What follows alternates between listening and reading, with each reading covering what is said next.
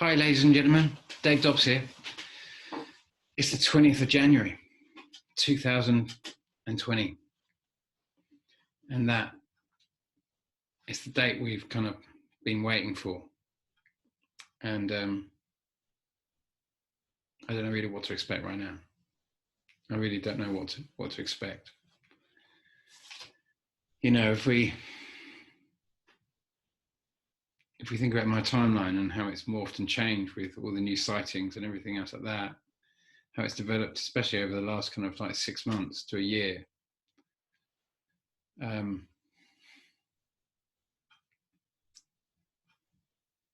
Looking at angles of intentions, not just in planets, but in all things. What are our intentions? What are the angles of our intentions at these times? Where are we going? What do we want? What do we think we want? What do we really need right now? It's been a funny old time. Excuse me for not making any videos of late. I just needed a total break from it, you know. And my mum had her last treatment. Not last Thursday, was it, but the Thursday before that. So I've had a chance to have to come out to France, and I left a load of stuff out here before, and it's all been in storage and everything else like that, and the mice have been getting in and blah blah blah, and so I've had this whole thing where I've had to come and get it because I basically left everything I owned in France. I had it all packed to bring back to England this time last year. And just when I was packed and ready to go, my mum got rushed into hospital. So I had to dash back anyway. And, you know, she really needed a place and everything else like that. So I got into a caravan, and, you know, she was staying with my brother actually, which she really liked, but she wasn't near her friends and her community and in Glastonbury. And that was bringing her a lot of sadness, and she was very, very sick. And so I just had to kind of like had to sort of take it all in hand and go back to England and try and sort everything out. And it's been a great year for that. You know, it's been a great year to be there to be able to be there. It's great to be able to be there for your parents when they're not very well, because they spend so much time of their life, you know, devoting to us, that it's nice to be able to feel as if you can return that on some sort of level as well. But I haven't got long. I've got to be back pretty soon, and but it's a great opportunity to come out here. I was kind of hoping for rain actually right now. I was really, really hoping for lots and lots of rain here, because rain here means snow in the mountains, and that means kind of skiing. And there is no snow. There's no real snow to speak of up in the mountains here in the Pyrenees at the least. Anyway, it's not. I wouldn't say it's warm, but it's not as cold as it is in some places. We're just getting kind of like the first kind of like, we've been having a few mornings of a little bit of frost and that sort of stuff, but it's really not that cold overall. I mean, it froze last night. It froze, but not. It was only just froze sort of thing. It's not like North America at the moment. It's a funny old time though, isn't it? It's a funny old time. Where to start? I guess probably the best place to go is let's go to Steve Olsen's, I think it was his penultimate video. Which one was it?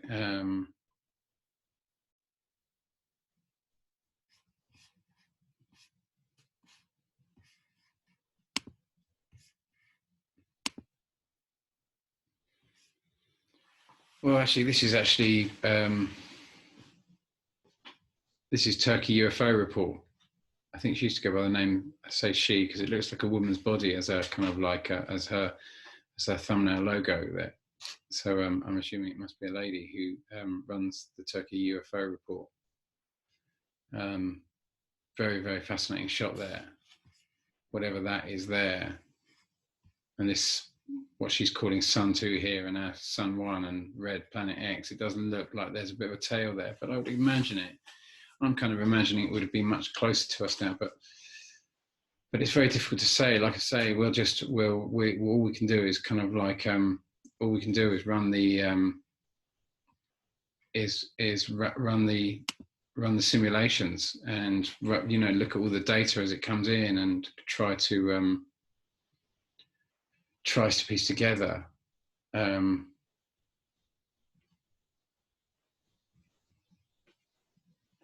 by the patterns that we're seeing. And I've been watching these patterns for a long time, and it's a great shot. It's a very interesting shot. I mean, it seems to be different webcams that she's using here. I'm not too sure if they are. Maybe they're not.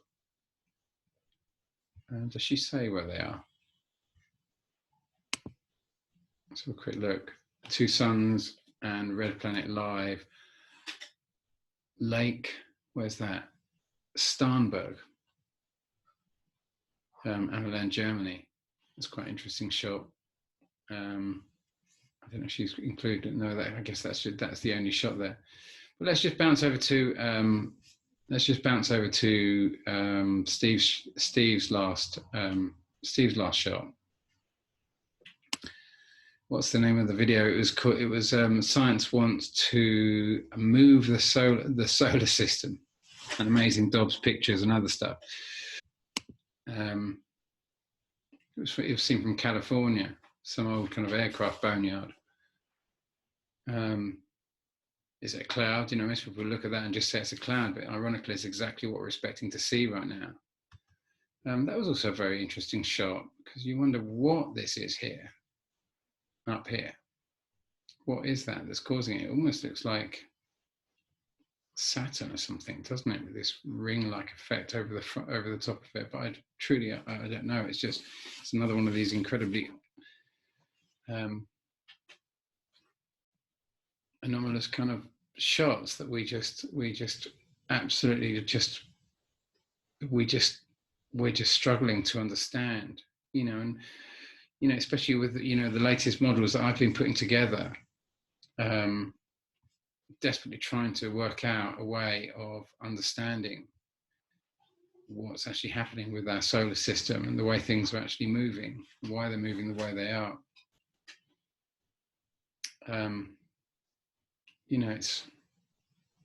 It's a really intense time for me, because making these videos, you can imagine I'm putting dates on these flybys puts enormous pressure on me. And I haven't been able to even look at the comments or anything else on my previous videos. I just haven't had the energy. I've just needed a break from it all, going through this. There's not a lot I can do really in this time now. I just, and for all you video makers out there that just keep doing your work and posting all this stuff and just getting it up there so people can at least come to some of their own conclusions about this. And I'm not trying to be absolutely correct in this. Well, I guess I am trying to be correct, but I'm just trying to fathom out the structure of what we see. I'm trying to understand the system that we're in, and it's a complex system. It's much more complex than the heliocentric model that we've been given. It's clearly much more complicated than that. It's funny how we've just come through what they're telling us is a kind of like Pluto, I think it's Pluto-Jupiter conjunction. They're all in Sagittarius, I understand, but of course that's not exactly where I have Pluto and Jupiter right now. Well, certainly I don't have Jupiter in that exact same position. I'm not truly understanding how we're seeing it in these different places and what have you.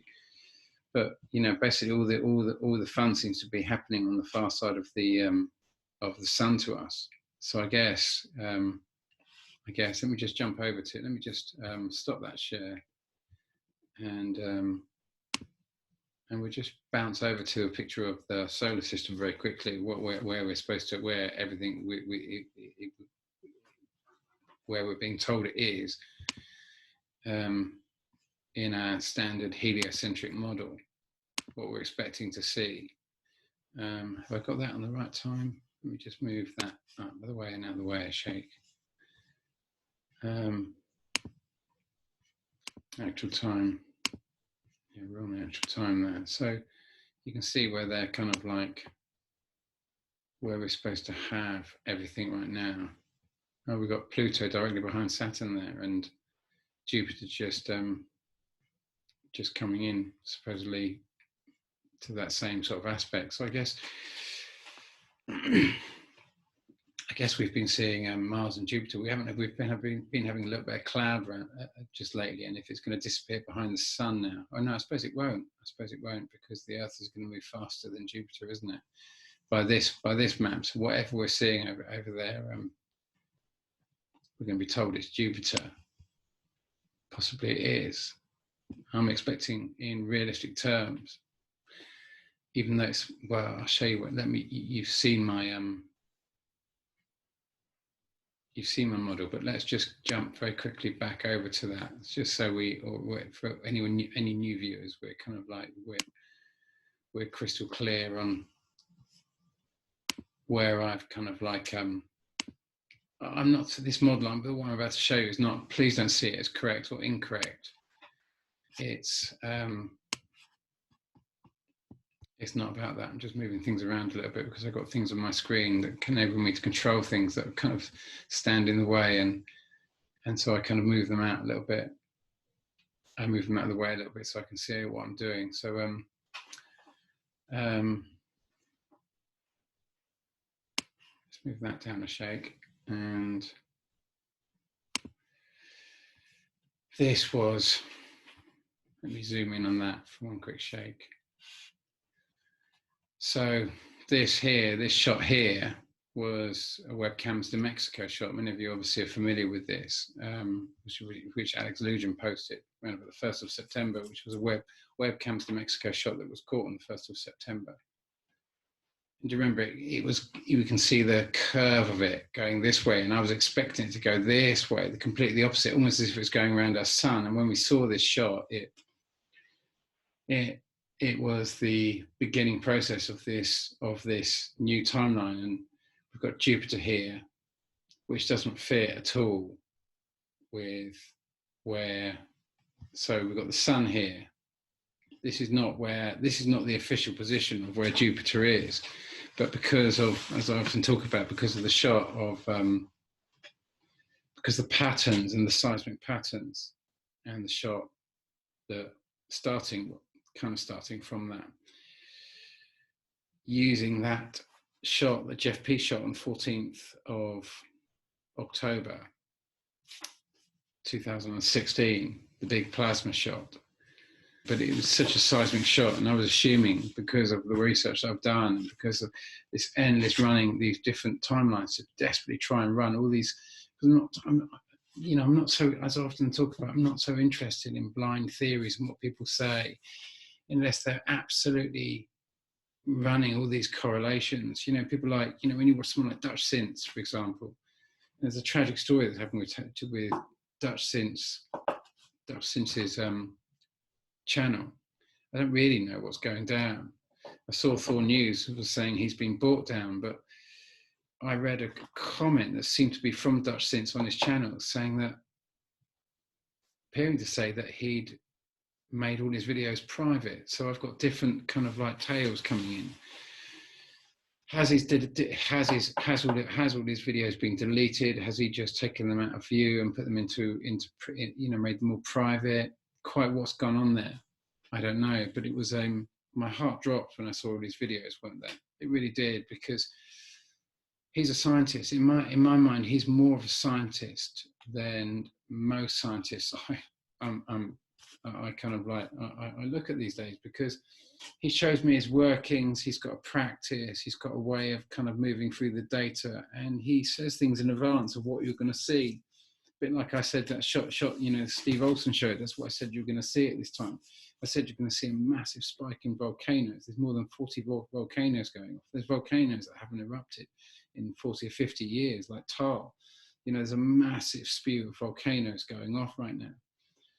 And all of those that are completely embedded with the carbon story will just sweep all of that under the carpet, along with all the radiation spewing out of Fukushima. And all these power stations were all built on as a result of the carbon dioxide lie.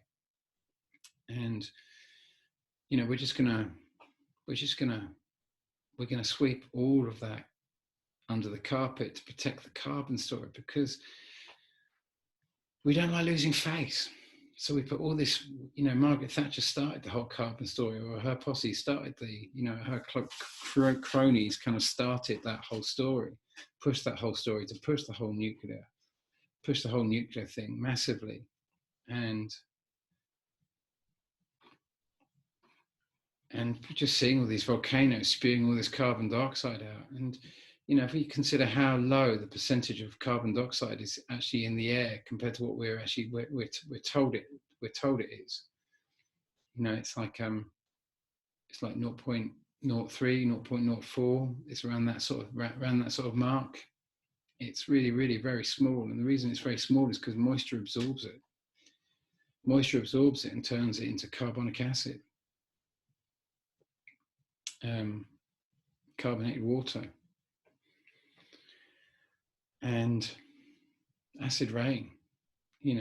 Acid rain is not, I get shot down for saying acid rain as well, because acid rain is obviously as a result as much as carbon dioxide, because carbon dioxide is 3 atoms of oxygen in every molecule, instead of 1 atom of oxygen in each molecule when it's just normal water. But you add the CO2, as in the O2, you add that to the H2O, which is 1 O, and obviously you've got 3 atoms of oxygen, so it's an oxidant. But we call it an acid because it has an acidic effect, because it breaks things down, because it's oxidizing them. But we see that as a kind of acidic process.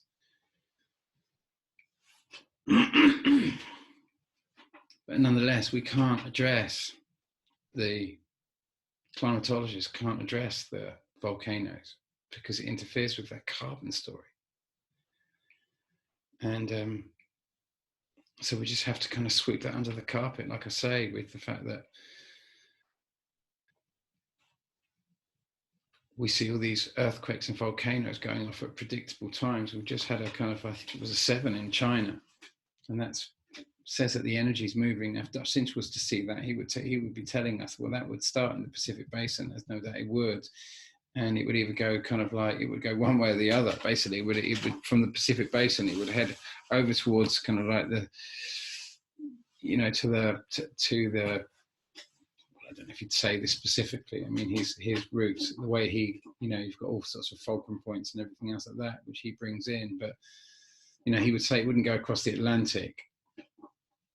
But to get to it wouldn't go. It would kind of travel across and hit kind of aspects of South America and all the rest of it, and kind of obviously lots of activity around the Pacific Basin, and it would either go one way or the other, basically. But if once you're in China, then you're kind of like you're edging towards that's its route to kind of head towards the plate division between the Eurasian plate and the African plate, which was the cause of what I'm of mind, the big earthquake that happened in Dharamsala, which is at the very beginning of that big kind of plate division that actually starts right up, like I say, in the Himalayas.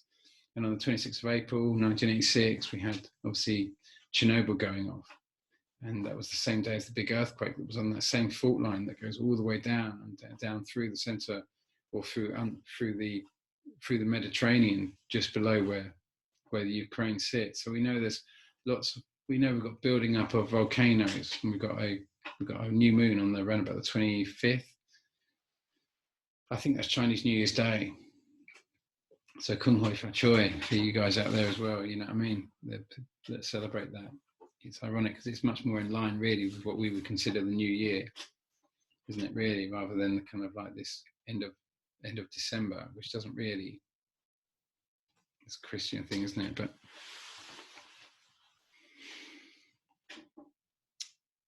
But what I want to talk to you about more than anything else right now is what we can expect right now, what we can expect to unfold over the next 10 days. And obviously we're going to get an increase in earthquakes as we get closer to this new moon. There's no way getting around that, I don't think. You know, we won't know until it happens and all the sightings. And after this, you know, I'm gonna reset this model. I'm going to reset all the angles of intentions of these models, because I had to build this model. It took a long time to build this model, this latest model. I said I'd just bounce through and just show you that plasma charge for those who haven't.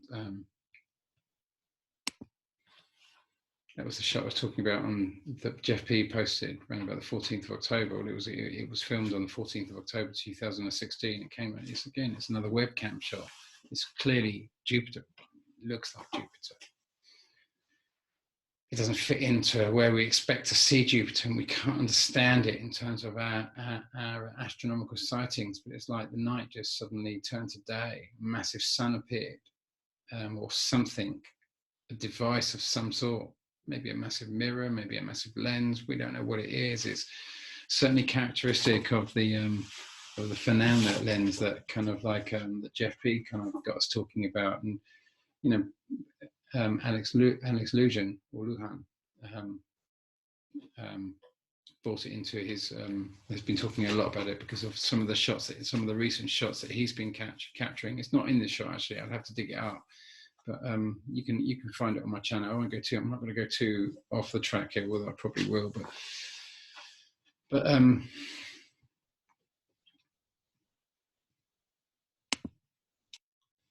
when we look at, say, you know, just trying to understand this kind of like this 340-year cycle where we're looking at here the sun coming underneath the planet X system. That in the furthest aspect over here is what we've been told is Uranus. We can delete that, never mind. We can delete Pluto. We can delete Neptune. No, we can certainly delete Eris. And we're just learning to understand that we are not. Our sun is very likely not the center of all this. It's not a heliocentric model as we've been led to believe. Excuse all the picture on top of picture. If I put that over there, maybe that's a little bit easier. Because when people say, how can there be so many pictures of you over the top? I had someone the other day phone up and say to me, you know, there's like 3 pictures of you in one. as I constantly show these images over and over again, trying to develop and better understand what we're seeing. But this was the beginning of a process, and this beginning of a process of trying to remove from the center of what we've been seeing as our solar system the way it is, removing Mercury, removing Venus, removing Earth and Mars, and having just basically 4 fundamental bodies that all these other smaller moons and planets orbit, but 4 big bodies that are the main hub of our system, that being planet X in the center, or what we might consider to be Eris. But a big, big dwarf planet in the center, our sun, Jupiter and Saturn, there being the big 4, and all these other smaller planets.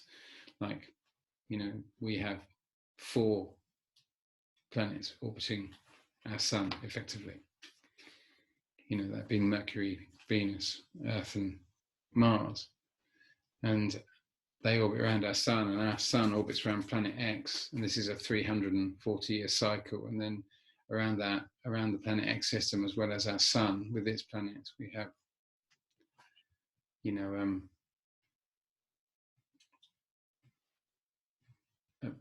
Jupiter and Saturn. So that brings us to kind of 4 big bodies. But all of this, like I say, I have new ideas on developing this model here, and like I say, it's really all about the angle of intention. And I've got some new data to try and bring into that, but I'm not going to bring that all in. I'm not going to start piecing together a new model until this cycle is complete. Unfortunately, this cycle that we're in, it might be the last cycle. This thing might block out the sun as it comes in. We truly do not know. But as I often talk about, the kind of I talk about very often about the big 8.8 on the big 8.8 earthquake in Chile on the 27th of February 2010, and the kind of like the massive, what was originally listed in the first as a 9.6 that occurred at Fukushima in on the 11th of March 2011. And we look at that way in which that pattern has gone on. And this is the idea that as this thing has come through, we can imagine, if we come over to this point here, we can imagine as it will go a bit further, and we're suggesting this is Jupiter. This was actually supposed to Jupiter in 1939, and then I was going to run this. I run this whole correlation. Now, I at that time set all the angles of intentions to bring about the kind of like an understanding of the way in which the way in which these might work together. It's by no means a finished model at all. And I'm at the end of this, at the end of whatever happens now, whatever happens for this passage, we can put all that data together, and I think I can build a new model now and bring in a lot more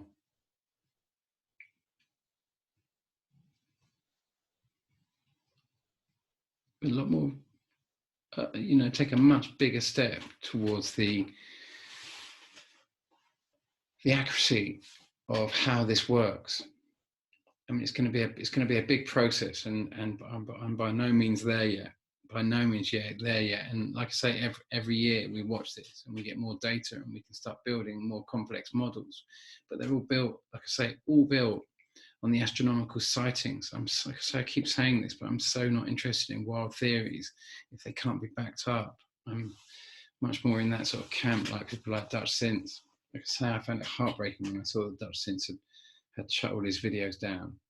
But then he's getting seriously attacked. He's getting seriously, all these videos are seriously getting made to being, you see some of the most incredible shots that are just not coming into view on YouTube. They're being censored in all sorts of different ways. And so there's a massive control of information. And obviously during this passage, there was a desperate attempt to try and make Iran engage in a state of war. And it seems Iran is smarter than we're giving them credit for. Certainly the Western governments, our governments are giving them credit for, or should I say specifically NATO is giving them credit for. And I hope they continue to stay at peace, even though we do everything we can, our governments do everything they can to try and exacerbate and violate all of these countries' sovereignty. We look at what our governments have done to Afghanistan and Iraq and Yemen and Libya, Kuwait. It just goes on and on and on. And it's a massive crusade, isn't it? It's been happening for a long time. It's been happening for 1,000 years. It's been happening longer. It's been happening longer, isn't it? 2,000 years. 2,000 years, I guess we can say 2,000 years, considering what the Romans were doing in the sort of like in the Middle East 2,000 years ago. It's an ongoing thing, isn't it? It's 2,000-year crusade, if not longer than that. And it's all very predictable. Anyway, today's subject is going to be asteroids. Because if we consider this, what we're really seeing is Jupiter, we don't really understand a lot of the things, but we're getting all this evidence because of the massive sightings that we've been seeing of Jupiter. So many sightings of it being absolutely huge beyond anything, just like Galileo saw, or claimed he saw, in about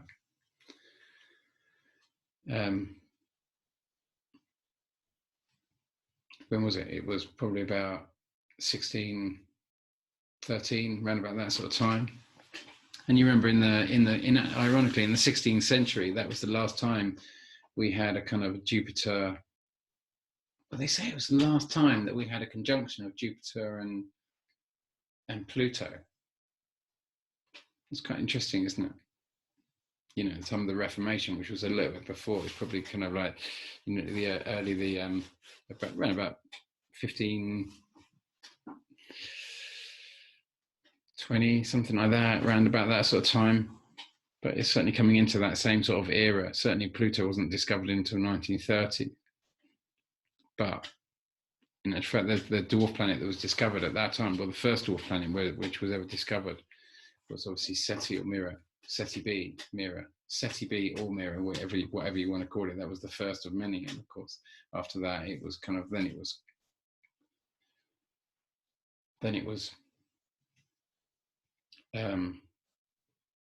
then it was Uranus, and then it was Neptune, and then it was Pluto in 1930, and now it's Eris in this crazy sort of thing. And ironically, what's interesting was that with the first images we had, first close-up images were caught around about 1986 when we sent, I think it was Voyager 2, which got the first images of what we were told is Neptune, which was when this system would have been passing through here. This is obviously the time of big earthquakes, lots of volcanoes. That's when Krakatoa was going off. That's when Kilauea was going off. The last time it was all going off. And those two earthquakes going off at that point meant that when they went off last year in 2000 well, certainly Kilauea in 2018. And then in 2019, obviously, was it 2019? Yeah, and then late 2018, just as we came into 2019 to the passage that we just came through last year, when this whole system was where it was last year.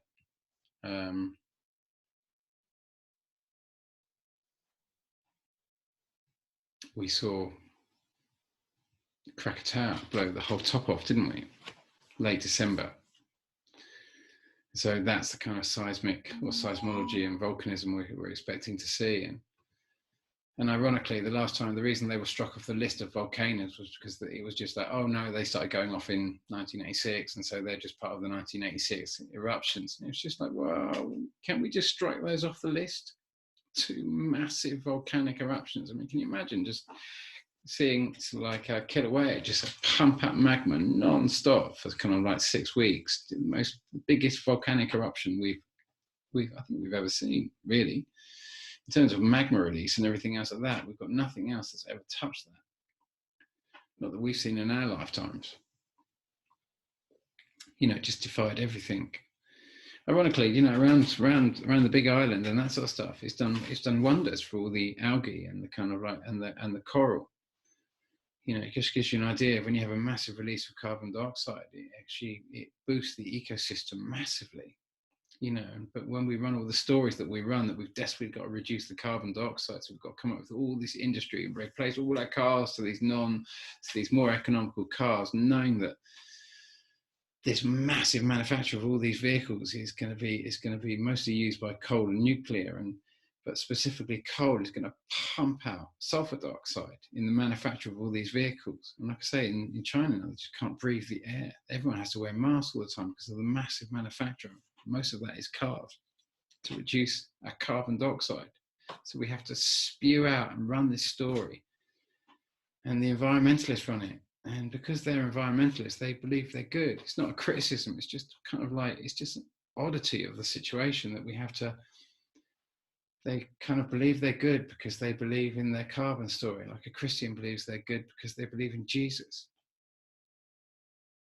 And so anyone who's not in that story, who's not going out and buying a brand new car, which is going to consume 100 times more fuel than the car will ever consume in its lifetime, and yet all of that fuel, that fuel is going to consume, most of it, like I say, is going to be basically coal to make all these vehicles. All these new vehicles are going to just pump out coal, you know, pump out sulfur dioxide as they burn the coal. Anyway, I digress a little bit, but that was that point there, 1986. When we pass through here and Jupiter would have come by here. I mean, I haven't got all these angles correct here by any means. I'm just trying to get a ballpark understanding of what the system would look like. And we need a little bit more data. And I've got a funny feeling that after this flyby, however it goes and whatever happens now, Oh, excuse me, I'm so tired. Just the thought of making a video just wipes me out at the moment. I'm so over it. I feel so isolated by it. Anyway, asteroids is the kind of like where I'm really going, because like I say, you know, the shots on where I was going to go with the shots on the 27th of what did I say, February 2010, and the shot on the big earthquake, and the big earthquake that caused the Fukushima disaster on the 11th of March 2011. And then we've seen this systematic moving around. So, you know, we, as you can imagine, as Jupiter has gone around what I'm of mind is planet X, and we've cut over the top here. When we cut over the top here, we say here. Now, as Jupiter comes around, say it was started around about here, where my cursor is here. This isn't accurate in terms of its kind of like, in terms of its, the exact kind of north, south, east, west of our solar system. Like I said, it's just trying to understand a ballpark understanding of how this moves. If we say this point here was 2010, where Jupiter was 2010, 2011, 2012, 2013, 2014, 2015, 2016, 2017, 2018, 2019. You know, we're coming around. We can understand this moves 1/12 of its cycle every year, because it takes 12 years to do a full cycle. So it won't be till 2022 that it arrives back at that point where this all started. You know, the earthquake, the big Chile earthquake in 2010. Now, we just won't know. You know, we certainly are understanding that whatever is going on here, the patterns of it are fitting in exactly with Jupiter, and the sightings we're getting, all the earthquakes and the volcanoes. Not that we're getting that many earthquakes right now, they're building, but I think you're going to find over the next 5 days, you're going to get a lot of earthquakes, a massive increase in earthquakes. And is this going to be the final flyby? Or is this going to go take us right back to where this started in 2010, where whatever this is, be it Jupiter or be it another planet that looks like Jupiter and also has a 12-year cycle like Jupiter? I mean, it's all just too coincidental, isn't it? That it looks exactly like Jupiter. It has all the mathematics. It exhibits all the same patterns that fit in exactly with Jupiter. Even my 200-day, which turned into a 198-day, 200-day cycle, which turned into a 396-day cycle. Do you remember in the whole process of understanding this twin-tail object, how I'd observed it, and that all we ever saw was this every 200 days, we would see it, and eventually I'd worked out that it was actually a 400-day complete cycle. It was a big 400-day cycle, except that every year I'd have to deduct those 4 days. That I'd always be out by this 4 days. And as we started understanding what that meant, a 396-day pattern actually was the same. It was like, when you actually think about it, 396 divided by 13 times 12, which, you know, takes a little bit of time to get. I don't think I've been doing this for a very long time, running every type of correlation, trying to work out every pattern, just trying to build every type of model to try and understand it, to try and move us closer to a point where we kind of get a window on what we're seeing. And none of us could really struggle. All of us were struggling with getting past that kind of like the religious ecliptic model, the religious heliocentric model that we've been in. Remember, Galileo was silenced.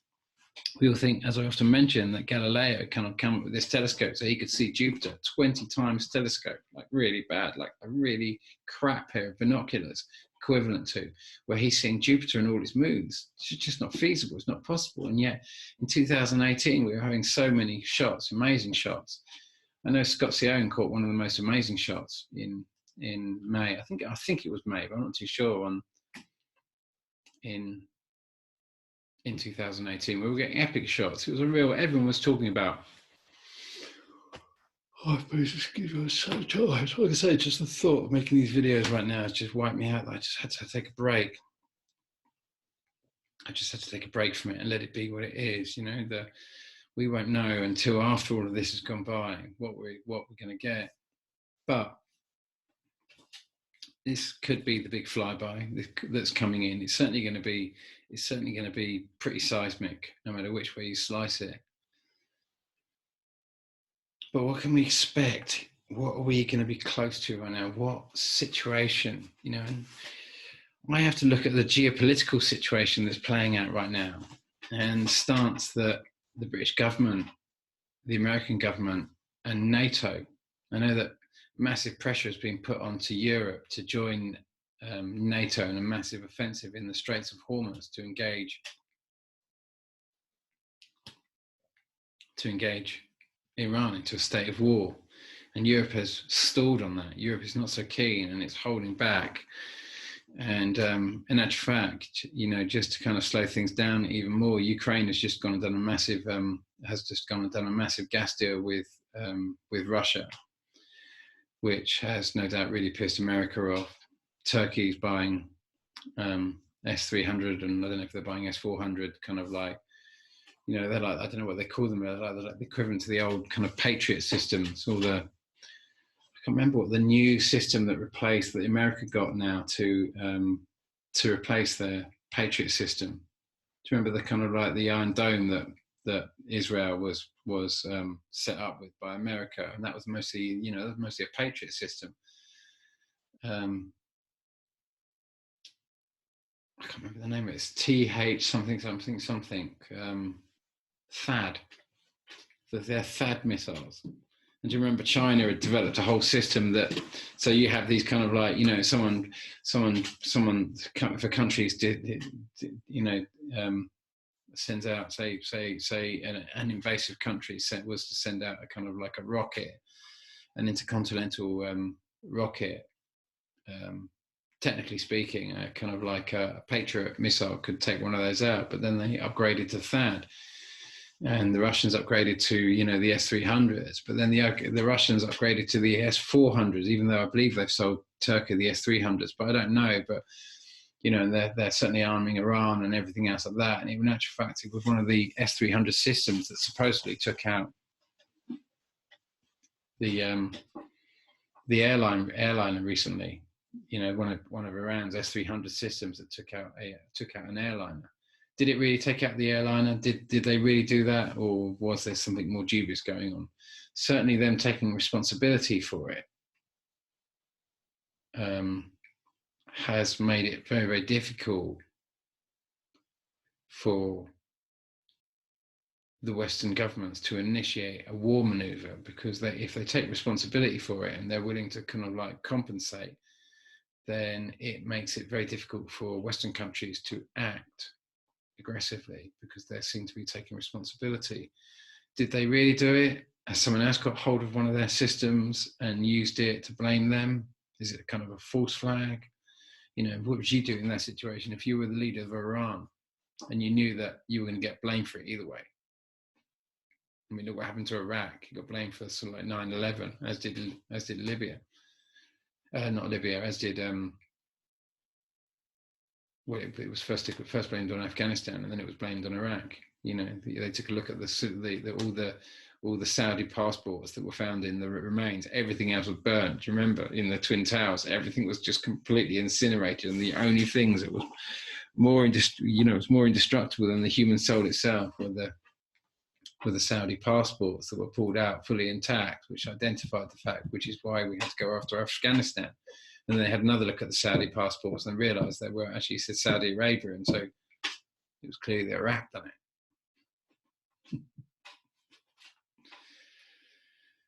And it's just on it goes. And of course, you know, once you start tearing these countries apart, and you take away all their infrastructure, and you take away all their kind of like all their ability to sustain a functional society, and they start looking like reprobates and in their broken societies, it's very easy to kind of put them into a lower caste where we dehumanize them so much that it becomes easier and easier, you know. And so now it's a desperate push to to go to war with Iran. Of course, that's a proper enemy.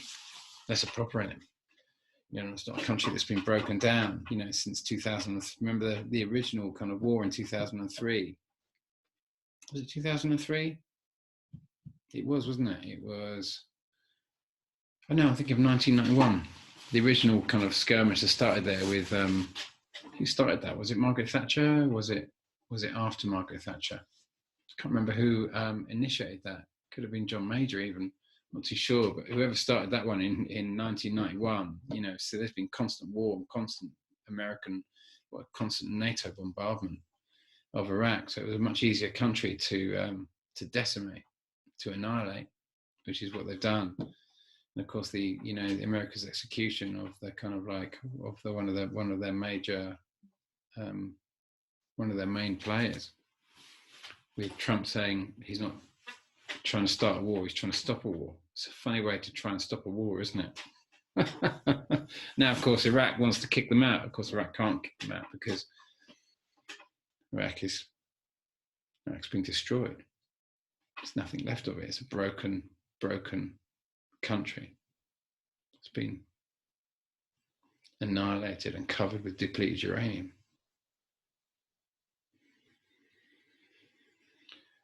Anyway, so back to this asteroids thing.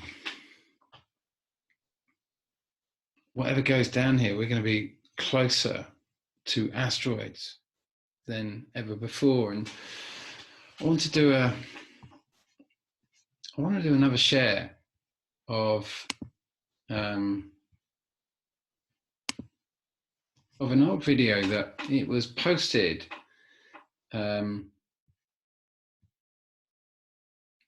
I'm trying to think of the absolute date of it. Maybe I've got the date. Let me see if we've got a date there. Have we got a date?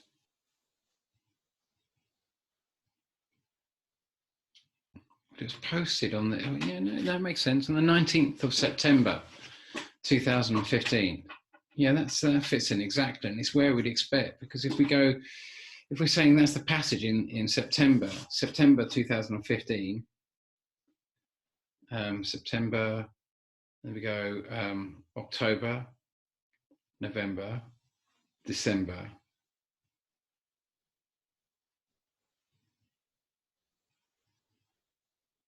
and then January. And if we think about that those four, and then 2015, remember this moves a month every year, and we've seen it like, so 2015, 2016, 2017, 2018, 2019, and this is the end of 2019, if you like, going into 2020. So it's just, it fits in with this kind of like our cycle of when we get to see this thing. And not that this was the twin tail at all. I'm of a mind that, Nick won't mind me playing this video, but it's one of the most, it's so poignant, because we see this coming in. It looks like our twin tail thing, except that often when an asteroid comes through, it seems to punch through this aspect of our atmosphere that we seems to go out of view. So we get this point where it goes out of view, and this is very common. If you see asteroids coming in, you certainly saw it on the around about the 14th, 15th of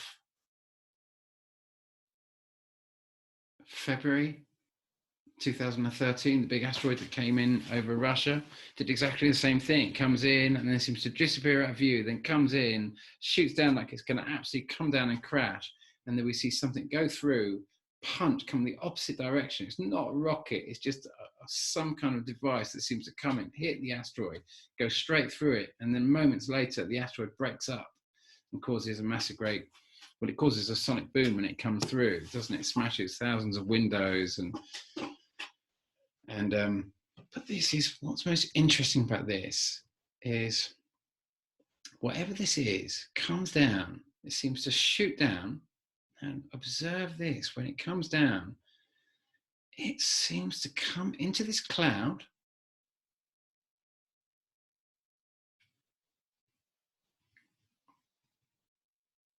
drops down into this cloud, and look at it, the ball of the light there is sitting in the top of that cloud, the cloud, whatever that cloud is made of, has somehow stopped that thing. Look at it, it's just big, it's caught right at the edge of the cloud and it's just sitting in the cloud.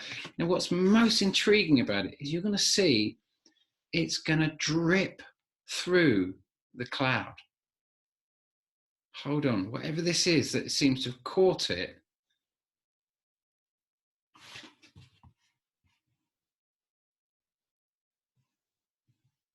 Here's the first drop. So it's like it's become molten, kind of like it's become a molten rock as it's burnt up in our atmosphere, but it hasn't completely burnt up and turned into light and gas.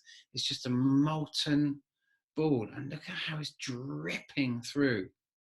It's like a fiery ball that's obviously chucking out loads of heat and everything else like that, and it's slowly dropping now, dripping out of this whatever that is that supported it. And that was on the 19th of September 2015. And I wanted to bring that shot in because a friend of mine called me the other day or yesterday and said her daughter had just turned around to her and said, an asteroid's going to hit Earth. And then she said, and it's going to rain marshmallows. And I'm not mentioning any names there or anything else like that because I don't think they'd want me to mention their names involved in this. But she was so startled. She's been watching my model and that sort of stuff. And so she's a little bit curious and she was just totally startled by that comment. And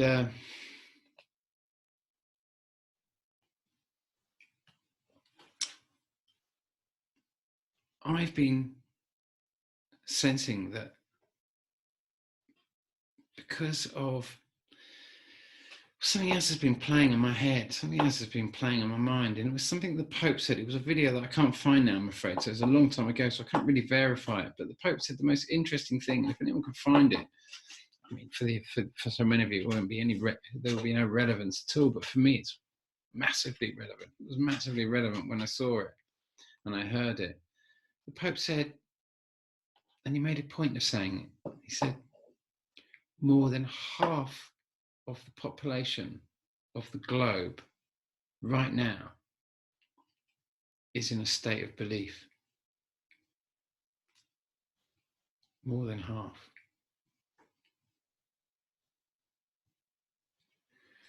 And as I'm understanding it, belief, if we fall into belief, then we will go, if more than half this earth is in a state of belief when the clock strikes 12, then that will denote that this earth belongs to the realms of belief rather than the realms of the heart. And that's not a good situation for this planet, and it's certainly not a good situation for humanity. It means that we've effectively chosen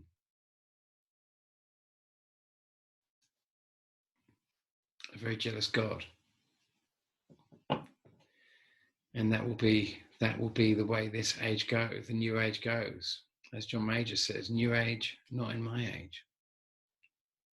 And the Renaissance that we dream of, this kind of like this golden age that we see coming in, will be stopped there and then. If it is all belief by that stage, then it will belong to the believers, I'm afraid. That's the way this will go, because the universe is not going to spawn into war over this planet. It's going to allow the choices of humanity to decide the fate of how this goes, because we have to carry the cross for this. We have to carry the karmic burdens that come as a result of this. We have to live and ultimately die, because of the consequences of the choices that we make. And so we have to have final choice. And I'm just going to put some more wood on the fire. Excuse me being so tired, I'm absolutely exhausted.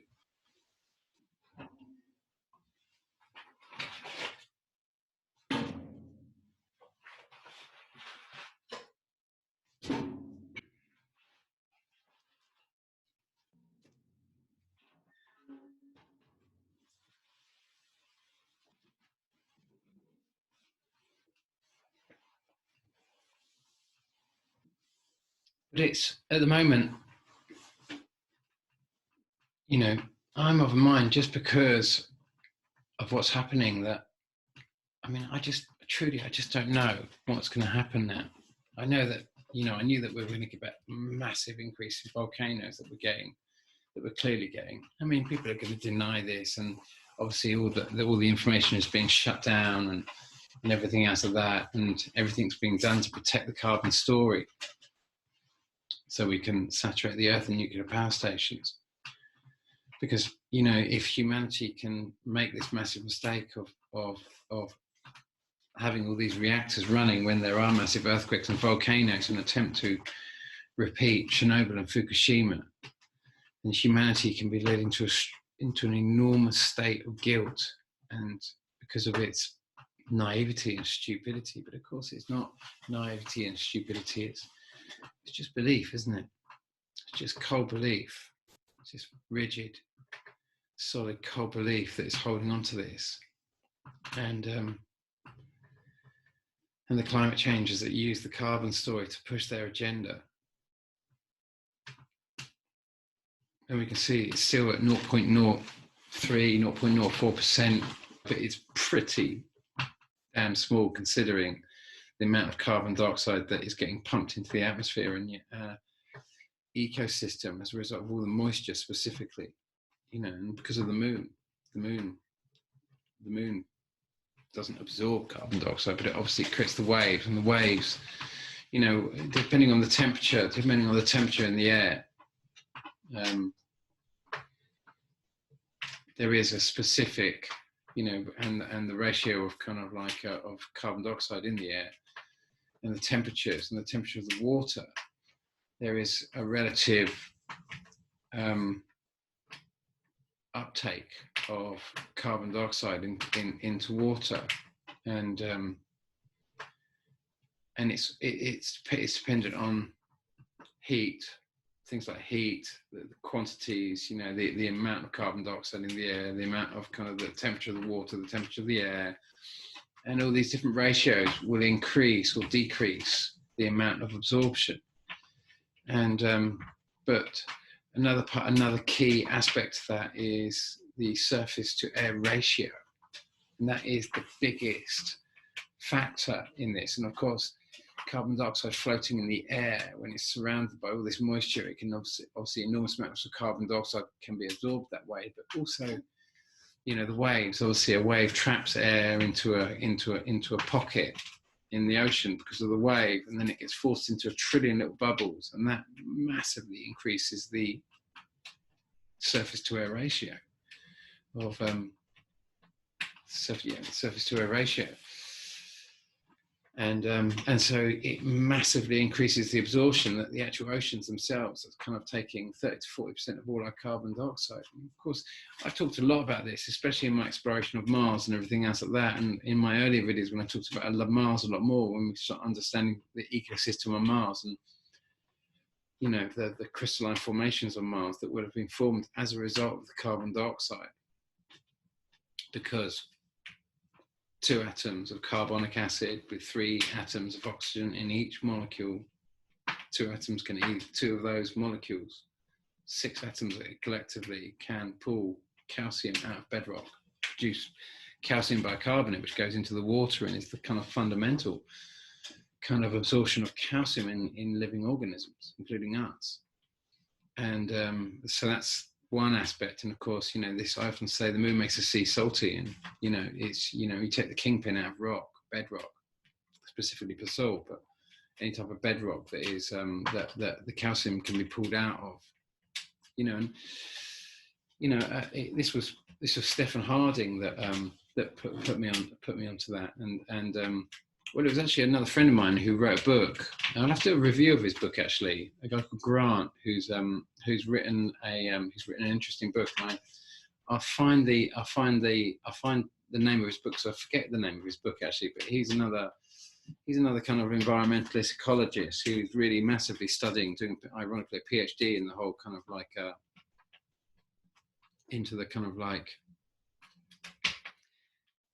what was, the whole Gaia thing that was started by James Lovelock. And so, you know, that gave me such a massive window. And of course, I applied that same window to Mars and looking at what happened on Mars, the surface of Mars, and understanding that, you know, we can understand that when you've taken the calcium out of the bedrock can be dissolved into the water, and it can release all of the atoms, all of the minerals trapped in the rock thereafter. Sodium, the potassium, and everything else of that, the salts basically. We can understand that as a result of the carbon dioxide going into the water is what makes the sea salty. I don't know if that makes any sense. We wonder why lakes and that sort of stuff don't go nearly as salty as rivers. Well, it's the moon. The moon is making the sea salty.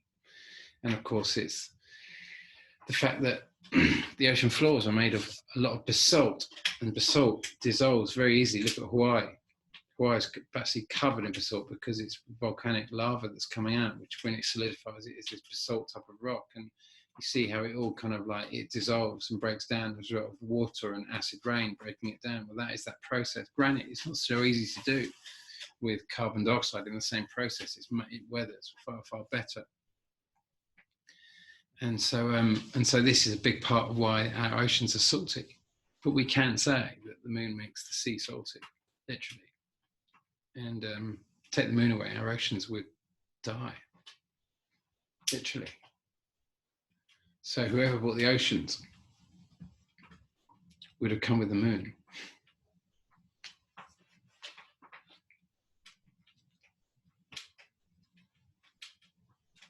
Clearly.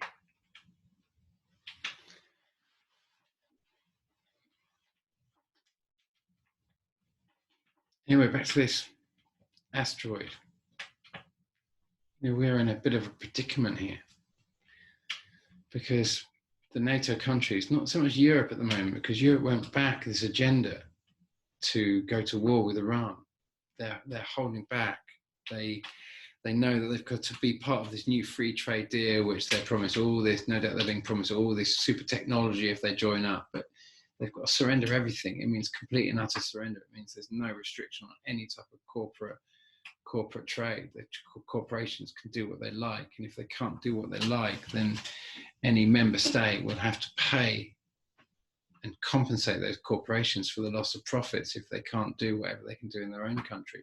So once we sign a deal with America, or whatever goes down in America, it becomes legal and legitimate in any member state. And that's basically all out surrender. Anyway, I've talked about that a lot, but this predicament that we place ourselves at the moment because we have chosen an aggressive pathway at this time means that we are going to walk away from the divine protection that is afforded. And the divine protection is what I'm talking about here, that Nick Thomas caught on the 19th of September 2015. I don't know if you remember seeing those kind of like strange, I haven't found them, but maybe you can remember them. I don't know. There's been so much anomalous kind of stuff going on. Oh, I'm so tired. I wanted to make a video today because it's the 20th, and just the thought of it just wipes me out now. I'm just so over it. I'm so over it. I kind of, you know, you can imagine. I mean, like I say, all my models are just built on all the sightings so far, and obviously, you know, the trolls and everything else like that will always be attacking. I've been getting a little bit of attack from my own personal friends and community as well, just making me feel pretty shit about making these videos and trying to charter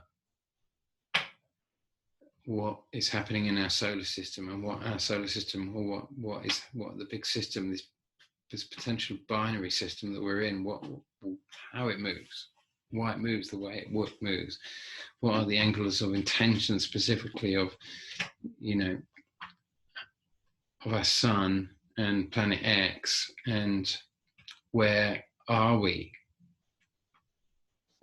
specifically in that cycle.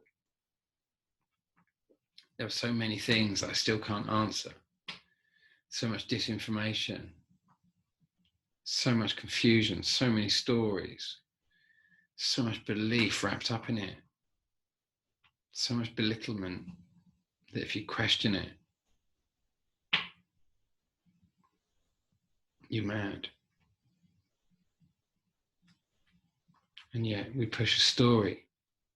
The people you think are the coolest, the ones that push for their carbon story, knowing that it's the backbone of nuclear, knowing that if they push their carbon story and all the industry that is going to drive all the coal and all the nuclear to replace all the stuff to make it more environmental so we don't pump out nearly as much carbon dioxide, knowing that we're going to pump out infinitely more sulfur dioxide in the manufacture of all this shit to stop the carbon dioxide, which is just not going up, even though volcanoes are absolutely spewing it out at record rates because the moisture is absorbing it all. But we're blind to that.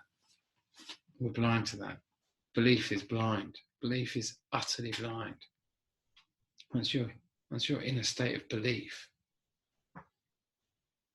I'm not talking about finding God within your heart.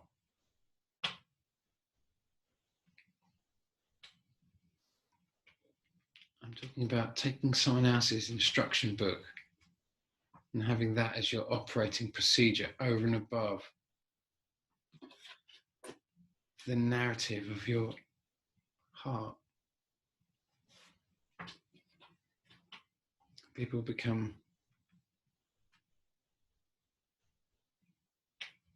radicalized by belief, and they think that they're good, which invariably means they think that you're bad. And they go down this corridor which opens them up to something which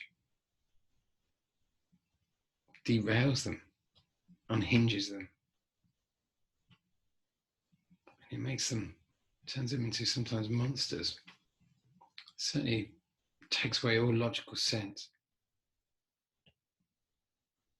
You see so many channels out there. Planet X is absolutely ruled pretty much by Christians overall.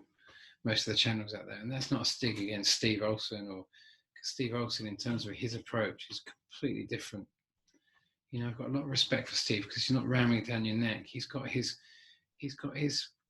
questions and he's willing to look deeper. And so it's not a dig at Christians. I do see, but you can see how Trump he just has to say the word, I'm a Christian.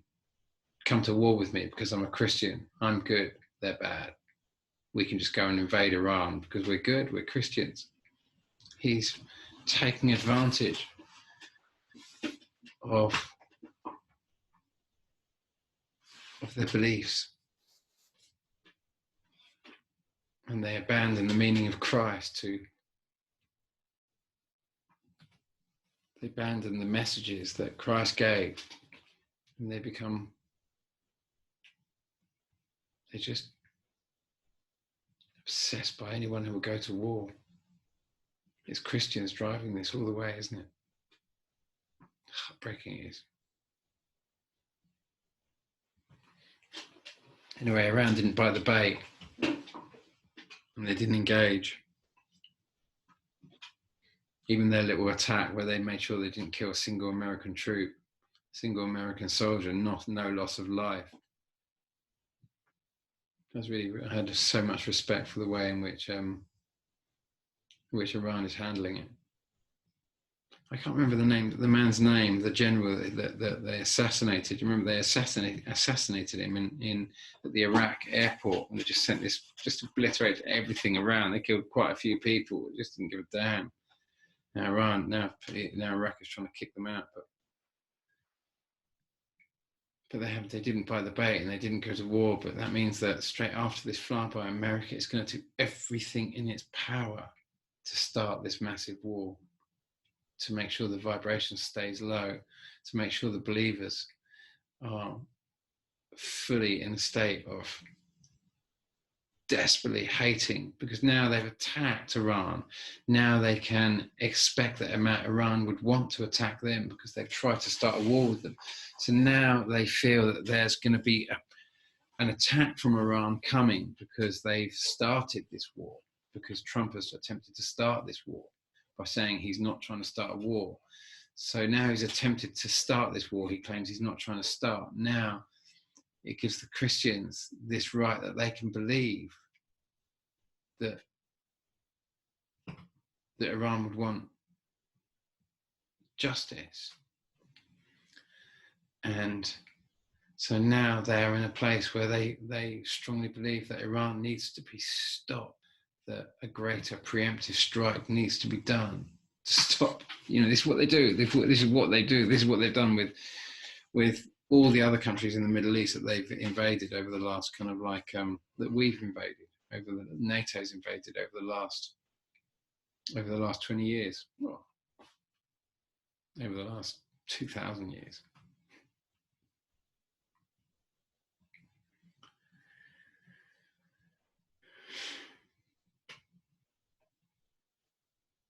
But anyway, where I'm going with this is that I'm afraid our actions very likely, though most of us don't seem to be choosing that, our actions have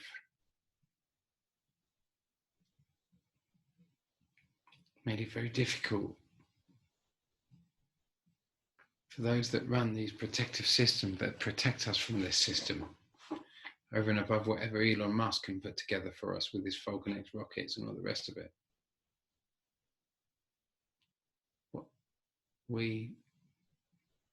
It's only us that can protect ourselves now. It's only our space agencies that can protect us now, because the gods cannot do that.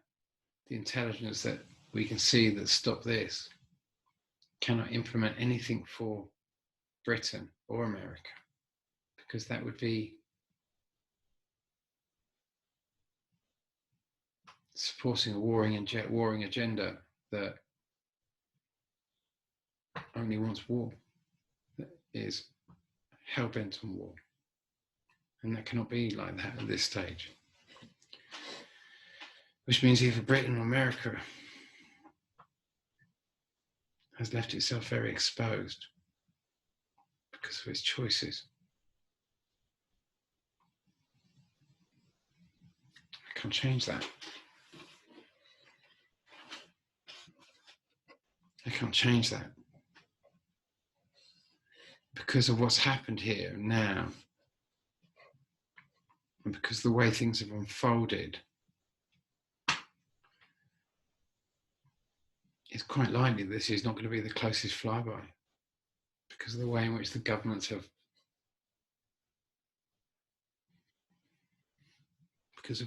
they tell us more about, I learn more about what's happening with this. I don't know, this could be the last flyby, this could be the big one. It really could. I just don't know until the end of it, until this is completely over. In many ways, I thought, the February earthquake in 2010 was the beginning point, like I say, in 2010, 2011, 2012, 2013, coming all the way back round to basically January again. It is going to be, because we've done February and we've done March. We had the big seismic stuff that happened already in 2010, 2011. That once we come to 20th of January,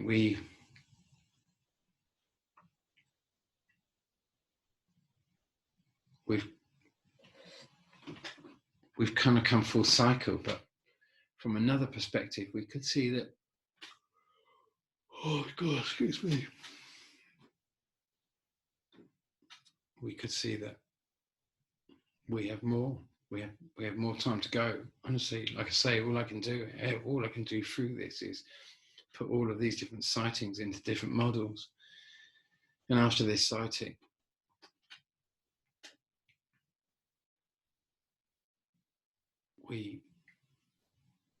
after whatever happens over the next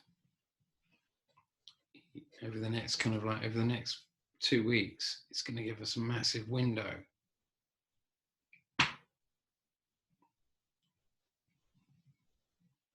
on advancing this. And you've seen me when I reach these walls, and to me it's a wall right now, because I don't know what happens here. And I feel so uncertain. I feel so scared. And I'd like to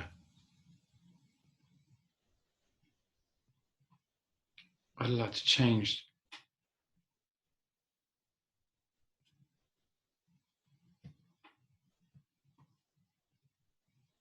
I would like to have changed our destinies in all of this, and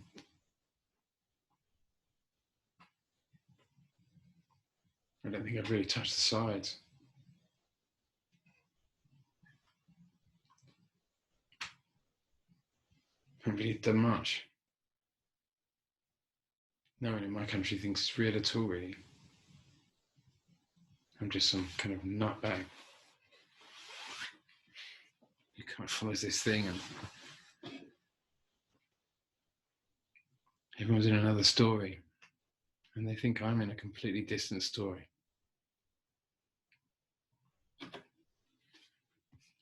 But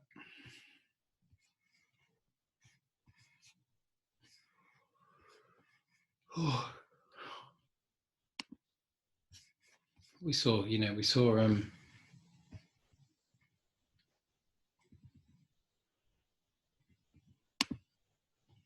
seen those shots of, that was the I was going to show you that shot, so many shots, but they were the shots of Jupiter I was going to show, where most of you have seen those so many times, that where we're starting to realize that's Jupiter. And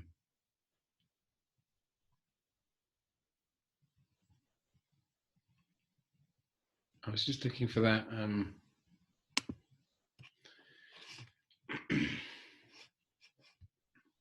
Let's just looking for this shot here, this shot that Wrap the News put up at the end of December last year.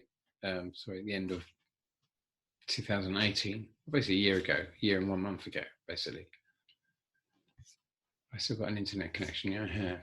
Everything's taking a little bit longer because I've got a lot of videos open, but it should come through, and I'll be able to maybe. Yeah, this shot here. Remember, this was one was it says a few days ago, but that was the one on the left. Third phase of the moon put it up, and it was you saw a very similar thing to the thing that it was around about 3rd of July 2018, 2019.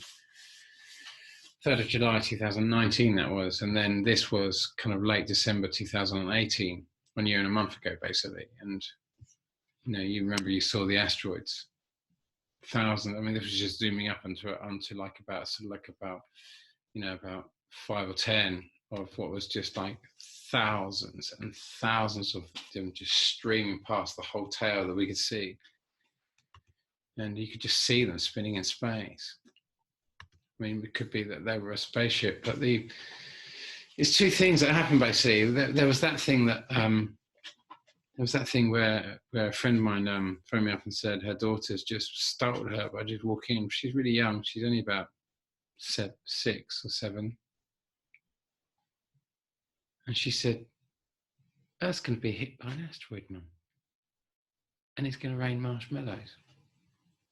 Like I say, at the time when Nick Thomas got that shot of the asteroid landing on a cloud, there'd been shots of this strange cloud, this strange foam that was falling from the skies. No one really knew what it was. I don't know what it was.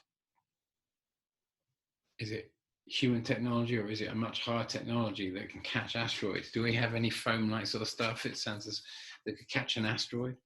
I just don't know. It sounds as bizarre as kind of like the latest stories that I've had. Steve Olson put it up, but other stories about how science thinks they can sort of like they can build a stellar engine and kind of like power the sun. It's just like,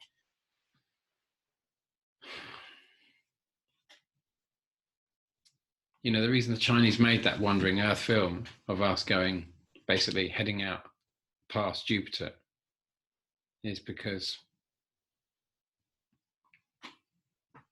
they're trying to tell us. There's no such thing as fiction in this world. No one writes fiction. No one writes cold fiction. It seems that they do. There's no such thing as fiction. My brother told me that once. And I thought, what a bizarre thing. But then the more I thought about it, I started realizing there is no such thing as fiction. It's just that we're so locked into belief that we write fiction because stories are so complex. The truth is so complex. The truth doesn't care for your need for a pretty narrative or your need for beliefs. I mean, let's face it, in the absolute honesty of this, there is no protection up against this because no one's going to believe it. The only shield that we collectively as human beings on this planet have put up to protect us from whatever's up there is just belief. We just don't believe it. You can watch nuclear power stations just go bang. You can watch all these sightings. But our beliefs are more important than our lives. So our shields are literally just our beliefs, this narrative that we put over. So authors, they get around this by using this word fiction and creating a narrative where they bring all the bits of the story together and they make the story work in a fictional tale where you're not thrown up against your belief system. And they bring all the stories together in such a way as you can make the narrative work better, where you can make the story work better. But the truth, in effect, is so much more fantastic than any fiction story out there ever created. The truth is so much more fantastic that we create fiction to give a window on the truths that we can't believe, because humanity is hiding from reality behind a screen of belief that has been used to enslave us. Anyway, another little story happened. You know, this girl I went skiing with last year. She's an architect, but she makes cakes at the market. Makes the most delicious cakes, the most fantastic cakes. But she's a lovely, lovely lady, a German lady who's brought up in Eastern Germany. She remembers the first time she tasted bananas. They were such a novelty. Her parents managed to, she brought up in East Germany before the wall came down, and when the banana came in, the first bananas came in and they experienced bananas for the first time. It was this massive novelty to experience a banana, and they made it so each person could have one banana a week or something. And it was allowed, and she can remember when the banana first came in and she experienced it and tasted it. It was such an exciting time. Such an interesting woman. I went skiing with her last year, funny enough. I can't ski to save my life, by the way. I'm not like some kind of like, I'm not very good on skis. But, you know, I'm over 50 now. At least I was when I was, well, I am. I was definitely, last year was over 50 as well.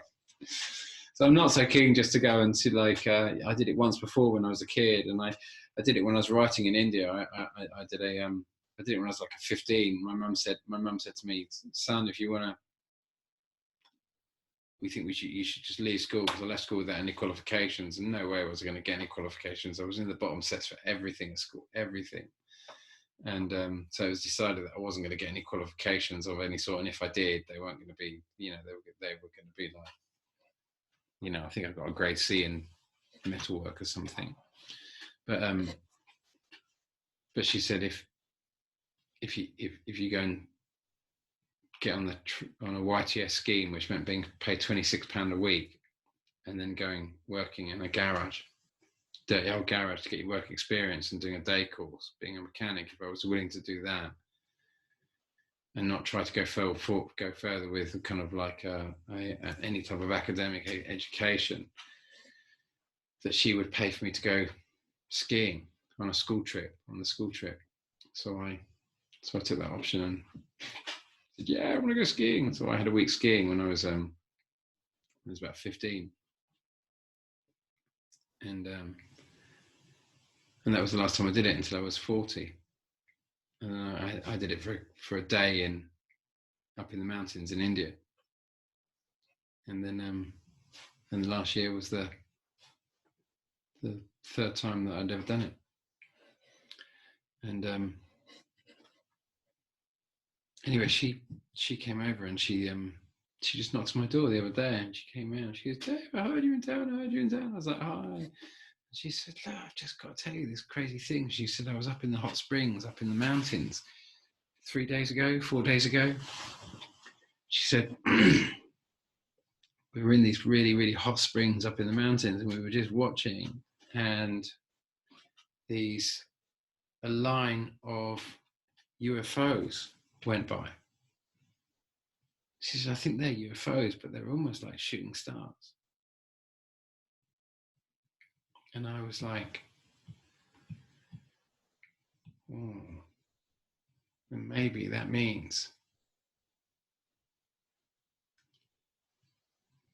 the system has moved into a night sky.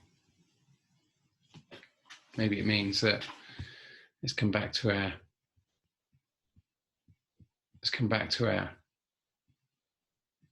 this shot here. You can imagine that if the Earth is coming around here, around our sun, and this twin tail thing is coming in here. Remember, this shot was on the 1st of September. We'd seen the previous shot on the 3rd of July. Alex Luhan put both shots up. He caught both shots both shots there. One on the 3rd of September, 3rd of July, when we had all the earthquakes in California and what have you, a lot of seismic activity going on, a few volcanoes as well. Not nearly as much though. We weren't expecting massive activity at that point because we were quite far away from it, ironically. But then it comes around here, which is this aspect here, the twin tail object coming around. And you can imagine if the Earth goes over around here, around the sun, and this comes around here and passes, which is what's going to cause all the earthquakes and volcanoes that we're going to experience now. We are experiencing certainly the volcanoes, but we're going to get a much more increase in earthquakes. And like I say, if it's hitting to China, well, it's going to head into Europe. So we know which way it's going to head this time, but it's going to cut across the top there, which means it's going to head into our night sky, and that could very much be the kind of like the image of what my friend saw. She came around to tell me she saw, and but truly, I don't know. She didn't capture it. Unfortunately, they were just marveling at it. But she was of a mind that they were UFOs. She was much of a mind. They were UFOs, and they were all in a line, all in what she considered to be pretty much a straight line. So it's not conclusive, but nonetheless, her saying it, I was thinking, well, if we're going to get asteroids from this flyby, it's around about now we're going to start getting them. So we don't know what we're going to get, but we do know that whatever divine protection that Britain and America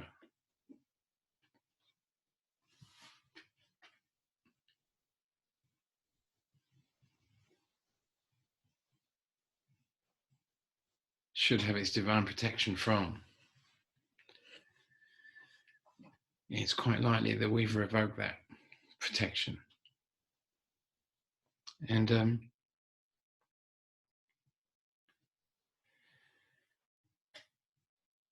so what I'm going to do is I'm going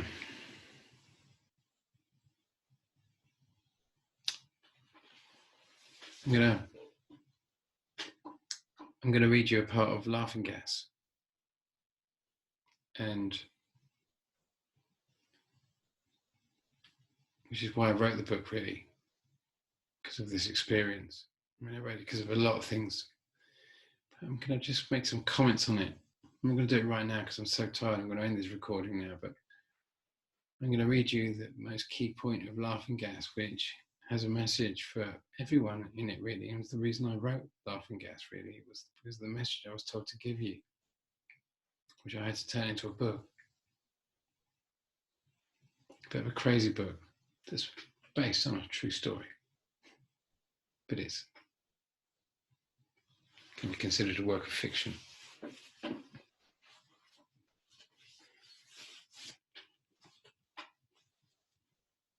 Because if it was all true,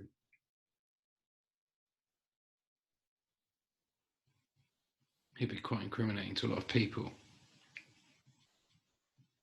So it has to be kind of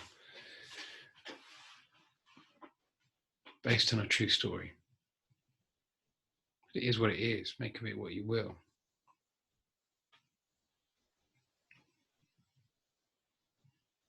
Apologies that I'm tired. I must admit, the truth is that when my guides told me that I was going to get a message, and then when the message came that I'd be on my own, they told me that I'd been bound to myself. I didn't understand what that meant at the time. He said, I bound you to, I bound your soul to yourself, to your base. But he said, because I think that's your choice. Because I think you're going to want to stay. He said, but you might change your mind.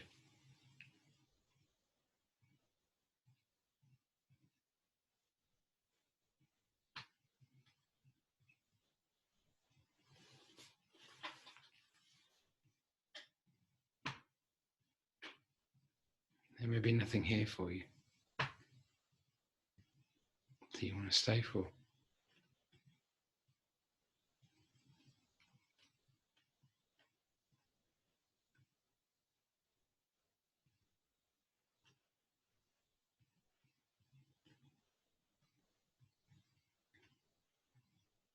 Maybe I've got all I need to get from this world.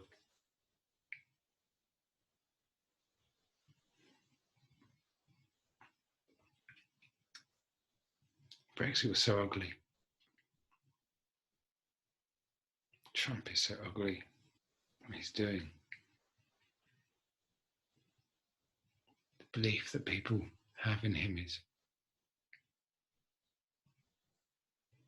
so ugly. He's powerful, isn't he? Powerful at making people so full of hate, blame, finger pointing. Can't believe he's just gone in there and just taken the Syrian oil so blatantly. So blatantly. Anything he's interested in the oil there was the oil.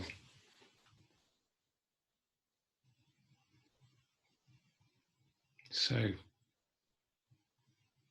barbaric.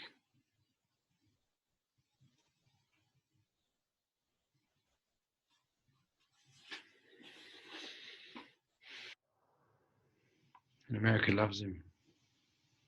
They adore him. Christians just gagging for him to go to war with Iran. To cover Iran with depleted uranium. To get every country outside there fighting. Feed them all into a massive war. A war they can never win.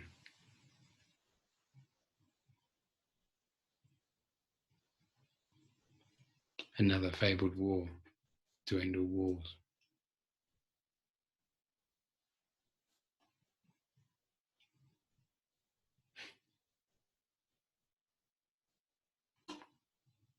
So I'm going to read you that bit of the book.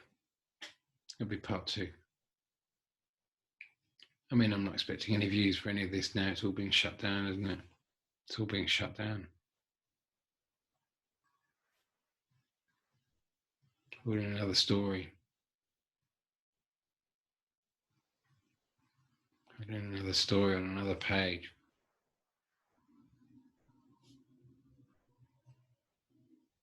Hiding behind a big wall of belief.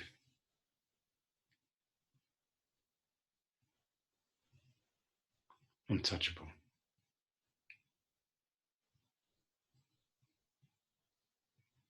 Locked on.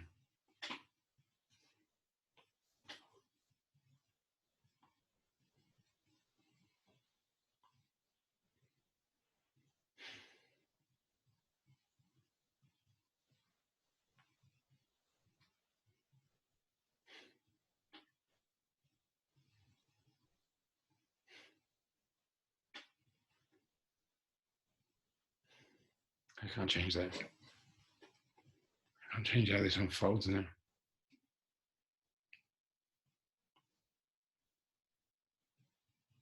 I tell you what, I really hope your beliefs are as strong as you think they are.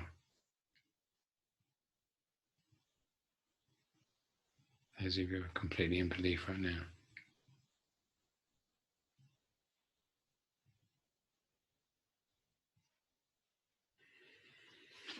It's left you very vulnerable. Left the country is very vulnerable. These politicians have taken massive advantage of that. It's just too easy. It's like taking candy off a kid, isn't it? When you're in a state of belief.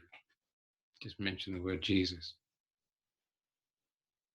And people will line up to dump the depleted uranium on innocent women, children, societies, sovereign societies, just utterly annihilate them.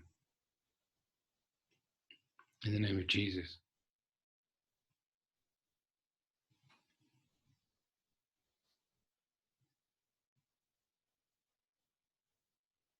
What a mess.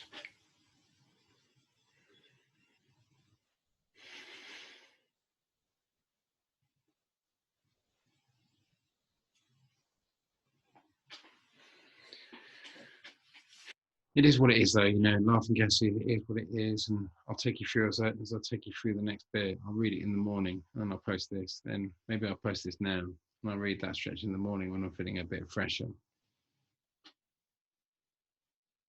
Like I said, I don't expect anyone to really follow it, really.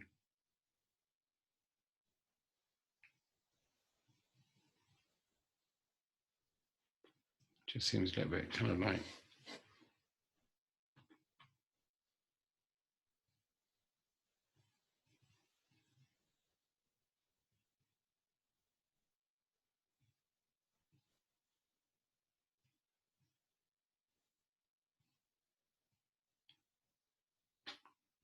just feels like a bit of a waste of time sometimes, doesn't it? But massive, massive, massive respect for all of you video makers out there. You're relentless. Keep on going on with it. I'm over it now, really. So done with it. So much work, so much research, so much effort, so much time.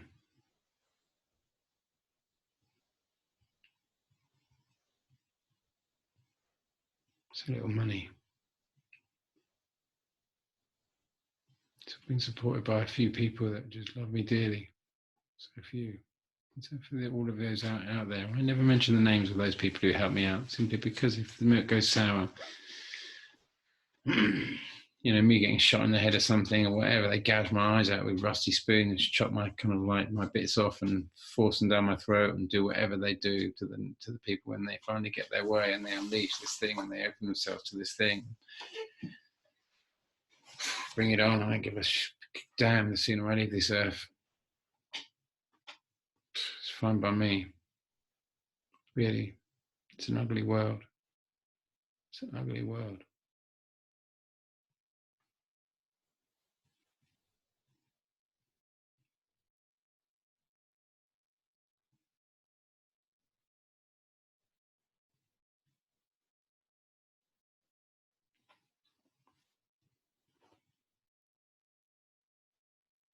Run by crazy Christians.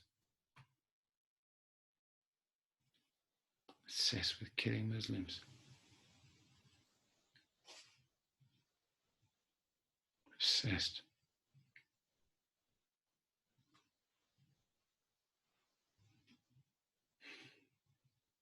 War. Hate and division.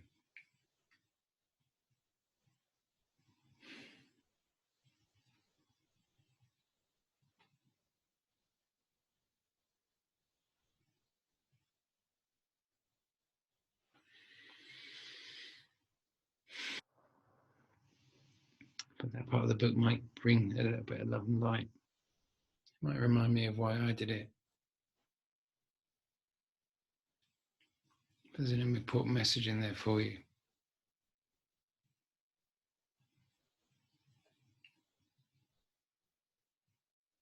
And if you find yourself in a really, really difficult place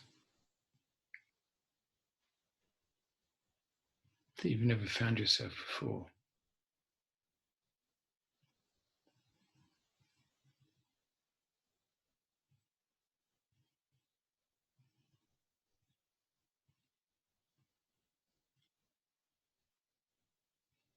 it might be your ticket out of there. It's very real what's happening now.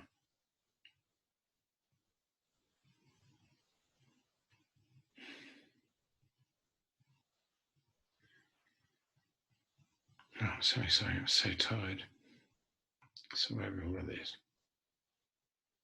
Such a waste of time.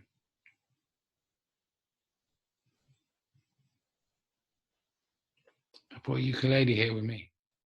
I'm trying to learn the ukulele. So I wish I spent a lot more time doing something like Seven Spalding has been doing with all his music and opening it up. I saw Steve's bought a guitar recently. The Relentless Maverick's been giving him some guitar lessons. You know, I wish I'd embraced more music into my life. I do a lot of dancing. I love coming to France to dance. That's what I love, dancing. I love all the old-fashioned dances. I love them. Addicted to them. The Scottishes and the waltzes, the mazurkas, all these old-fashioned, beautiful dances.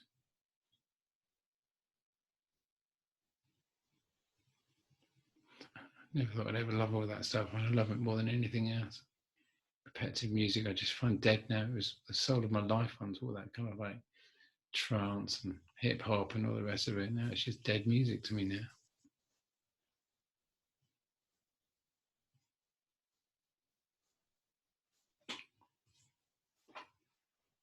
Because the people seem so dead.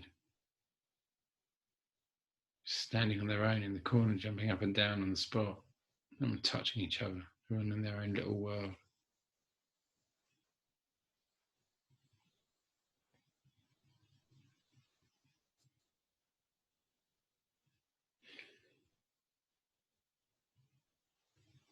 It's been a great challenge to try and charter this thing and speak out.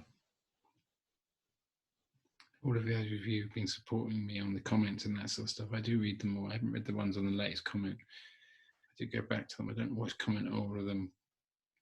Like I say, it only takes a few comments here and there just to kind of like say some nasty things or just kind of like do what they do. And they grind you down. It's been a big weight doing it.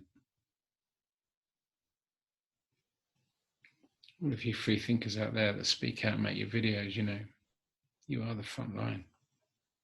You're the front line. Extinction Rebellion. Oh, I love the People's Assembly. It's really amazing. That's where you should be directing all your power.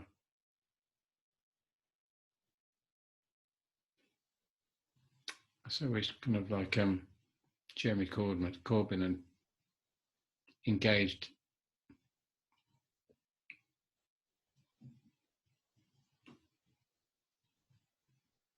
a little bit better.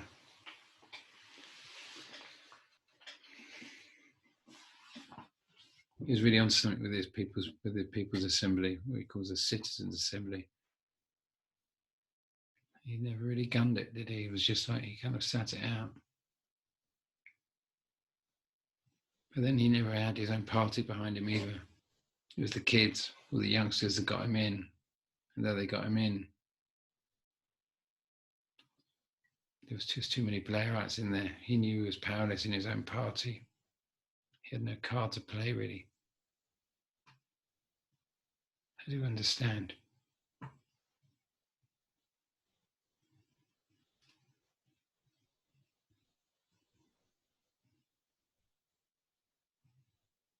But if this goes down, if this asteroid comes in, whether it's going to come in America or Britain,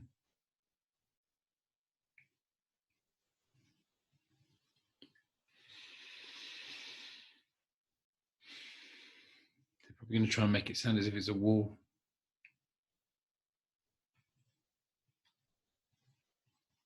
Is it Russia or Iran or China?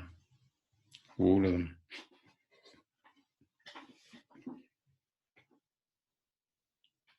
Christians will buy it though, won't they? Any excuse to pick up the guns.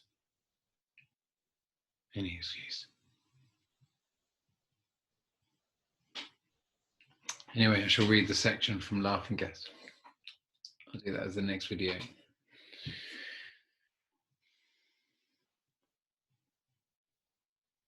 I have the energy to build one more model, bring all the latest information in.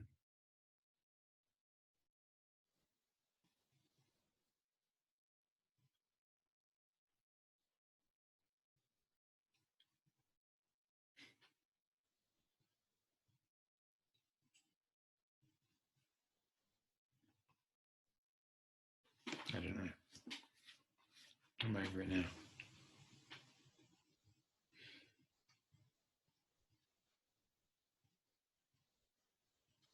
Just feels like a massive waste of time today. Massive waste of time.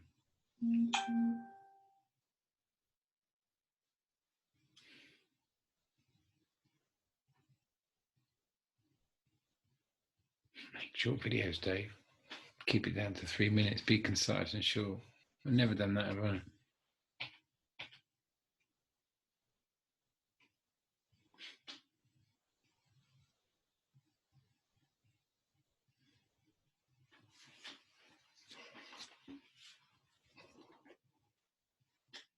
Certainly not doing now. Anyway, tomorrow I'll read you the section. I'm going to leave it there, guys. All the love in the world. Take care. Keep your water power stocks up and that sort of stuff. And this thing will be what it will be, you know, and we'll try and plot it out.